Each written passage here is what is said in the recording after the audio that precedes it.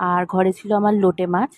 এই লোটে মাছগুলোকে ভালো করে ধুয়ে তার মধ্যে লবণ, হলুদ, লঙ্কার গুঁড়ো, পেঁয়াজ কুচি, রসুন বাটা, আদা বাটা আর সামান্য সর্ষের তেল দিয়েছিলাম।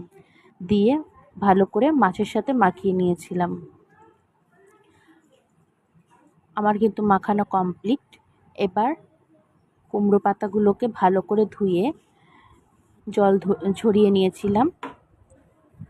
এবার কড়াইয়ের মধ্যে কুমড়ো পাতাগুলোকে সাজিয়ে তার মধ্যে মাছগুলোকে দিয়ে সামান্য সর্ষের তেল দিয়ে পাতাগুলোকে মুড়িয়ে দিয়েছিলাম। এবার ঢাকা দিয়ে দিয়েছিলাম। লো ফ্লেমে করে কিছুক্ষণের জন্য রেখেছিলাম। আমার কিন্তু মাছগুলো রেডি হয়ে গেছে। কুমড়ো পাতায় লোটে মাছ পাতুরি গরম ভাতের সাথে দারুণ লাগে খেতে।